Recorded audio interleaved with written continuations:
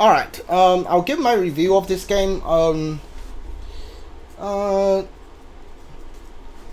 here let's say get the bad part of the way first. Obviously, the Darksiders 1 is basically a ripoff of Zelda. I don't want to use the term ripoff because it infers that it didn't do anything wrong, like inspired by Zelda. Darksiders 2 is obviously inspired by like Diablo and all the looter games. This one is obviously a Souls-like. As far as being a Souls-like go, I would say it's a failure of it's a bad Souls-like, mostly because they decide to put the Souls like combat in there, but the same amount of enemy as in like Darksiders game. So you constantly get hit off screen or like get pushed into a corner by enemy and you got killed. So that is not a fun like a fun combat system. So like I never actually gotten used to or enjoy the combat system, mostly because they just flood the screen like the like combat with so much enemy. It was not fun. Like in Souls-likes, maybe you get like 3 or 4, maybe 5 enemies at once, like, and that's max. In this game, there's like 8 or 9, maybe 10 enemies, like in the regular. So that's not great. Also, like, I know it's part of the storytelling, but I did not enjoy the world building of this game. In Darksiders 2, you like I much enjoy the world in Darksiders 2, where you go around like different realms. You see the like all the different environment, the world of the dead, the Maker's world, the outposts for like heaven and hell, that tells you like it's not only heaven, hell, and earth. Like heaven and hell are basically conquering different worlds, trying to use them as like battlefield outposts. I very enjoyed that. In this game, you are running around in a city. I mean, there's like different environments. There's like museums, sewer systems, swamps, and all that. But like, if you kind of feel like you're just running around in one city or like one city block even. In Darksiders 1, you're still just in a city, but you transition through like different tunnels and. From the beginning area where Samael is to the graveyard, and the church where you fight Tiamat, and there's like the water section, where you fight the second enemy and all the stuff. Feels like you're like going into a different world. But this, you never gotten the feeling that you got all of that city. You keep feeling that you're just in that one city over and over again. And like, I much rather the game took me to different worlds so I can see like different designs. So those are the bad parts of the game. Also, the boss designs. I know it's the 7 deadly sins, but I don't know. I kind of feel like they could have gone like off the road, like wacky and stuff, designing the 7 deadly sins. I mean the enemy in the end, where she has like Fury's body, Death's mask, and the blade of war, the size of death, and the gun of strife. Like she is obviously envious of the Horsemen. So like she basically is the amalgam of all of the Four Horsemen. That's a good design. I like that. Pride is fine. After you take off her mask, you see like the pride is hiding her face, like her insecurity. That's a nice call. Wrath, I much rather feel like the first Wrath is fine, but the second time you fight Wrath, he doesn't change much. Like, I would want the second time you fight like Wrath to be the in Darksiders 2, where you fight War, like the shadow of War. Like, I want Wrath to embody War, because like to show how Fury was acting at the beginning of the game towards War, being tortured. Like, War is furious with envy. Like, that could be a good character growth there, like character moment. Like, Fury has to to say he's sorry to War and stuff. Like, I want Wrath to basically be War and have all of War's abilities. I think that would be better. After that, Lust is fine because Lust is 2 boss fights basically. I could love if you actually fought Lust doesn't just have the sword. He can make illusions turn into different characters to see if to confuse Fury. I think that'd be better. Sloth, Gluttony, and Jealousy, Avarice. Those are like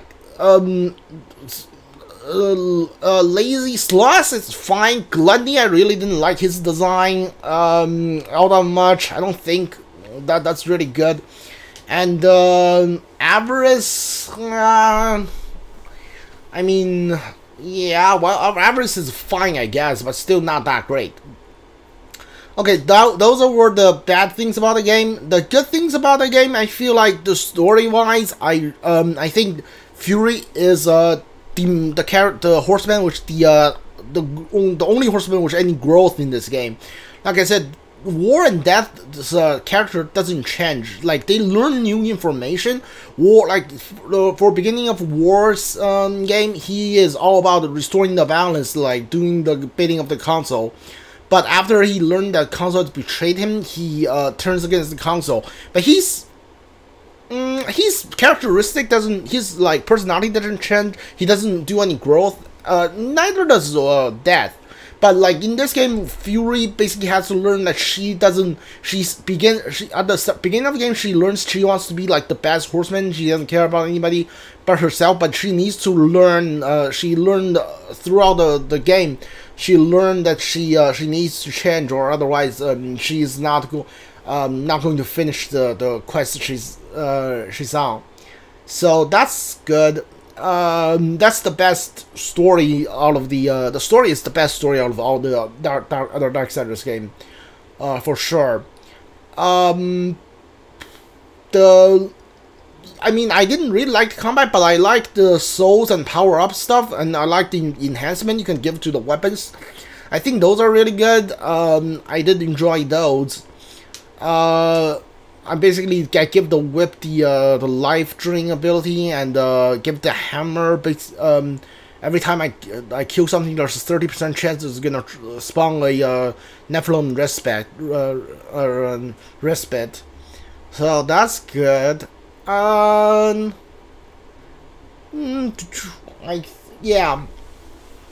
those are pretty good. Like I said, this game really makes this game has twists and turns. I don't think the Darksiders 1 and 2 even has any of those. So I like the twist, and I also let me grab some water.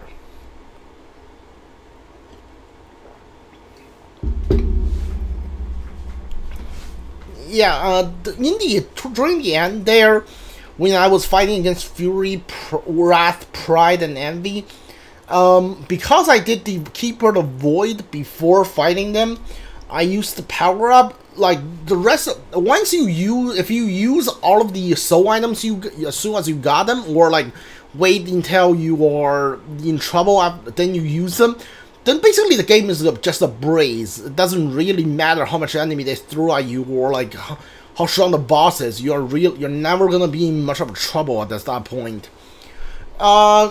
They added in the Crucible, but you know, if they sell the Crucible separately instead of in a bundle like the one I got the Switch version, so the Keeper of the Void and the Crucible are bundled together. Do not buy the Crucible because the game crashes. Like I said, if you want to put the thing like the Crucible in your game, that's fine. I like that.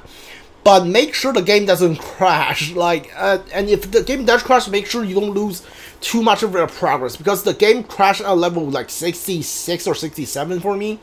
If the game can let me start back at level 65, then yeah, I'll keep going. But if I had to start on level wave number 1, then that's not gonna happen. Like in Darksiders 2, you can basically choose. If the game crashes, you can choose to start the fight from the 25, 50, 75 mark and stuff like that. That's fine, but this game just asks me to start from the beginning, which I'm just not gonna do. Oh no, this game is cool. If you want to experience all of the Darksiders, this is a can't miss series. There's only 4 games in the entire series, so do not miss this one. This is a nice game. If I have to rank this, I will rank this above Darksiders 1, but below Darksiders 2, and also above Darksiders Genesis. If I rank the entire series of the Darksiders franchise, it's gonna be Darksiders 2. 3, 1, and Genesis. So yeah, it's good, but this is not as good as Darksiders 2. Mostly because another thing this game took out is all the collectibles, which is fine. I'm not that big into collectibles, but I do wish they, like, Darksiders 2 added too much, but I do wish this one had at least a few.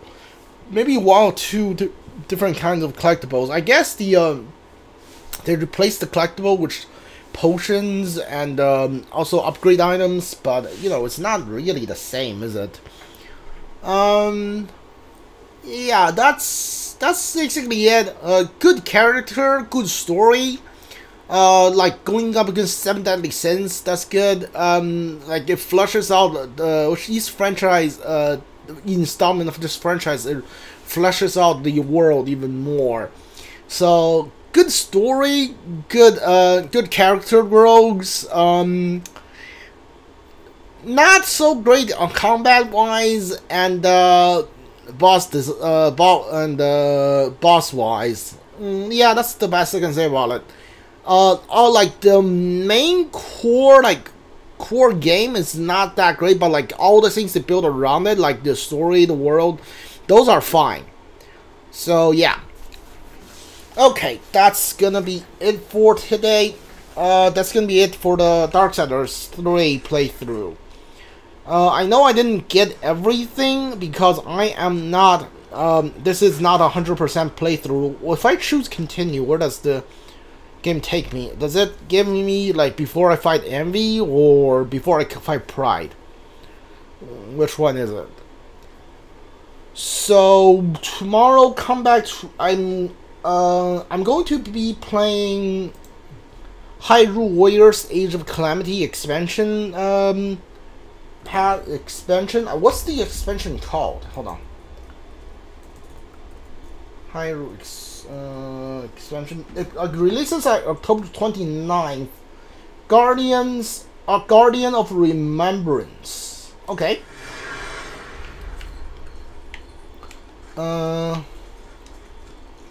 Level 69. Alright, let's see. Well, back, Fury. Take care. And watch your back. Alright, so yeah. So I will be playing Hyrule Warriors DLC Guardian of Remembrance when it comes out at the 29th. I'm probably gonna play that like date and date, mostly because I don't have to actually go out and buy that game or wait until the game is mailed to me. I'll just have to download the DLC, so that's fine. But tomorrow I'm going to start a new playthrough. I'm going to play through Bayonetta. Yeah. I haven't played that franchise yet. I do want to play Bayonetta 3 because I saw the trailer for Bayonetta 3 on the Switch Nintendo Direct, and that looks interesting. At first I thought that was the trailer for Astral Chain 2. I got excited. I do really like Astral Chain, but they were both made by Platinum Games, and Bayonetta 3 I heard has a really great combat. Bayonetta franchise has really great combat, and if I want to play Bayonetta 3, then I need to play 1 and 2 first. So what better way to play when better to play the game other than now? So I'm gonna be starting the new playthrough. It's basically gonna be Bayonetta 1 blind playthrough, and then after that I'm gonna start Bayonetta 2 blind playthrough. So that's it. Come back tomorrow if I want to see that. If you are watching this on Twitch for the channel, if you like the playthrough I'm doing, if you are watching this on YouTube, leave a like, subscribe, and comment if you want.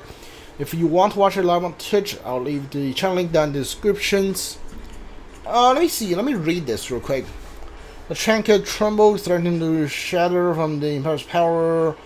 The Hollow Lord ensures the stone, the fury. In the hope that she might help fulfill its purpose. What that may be is still, so we still don't know what this thing is for, actually. Alright. Whatever. That's fine.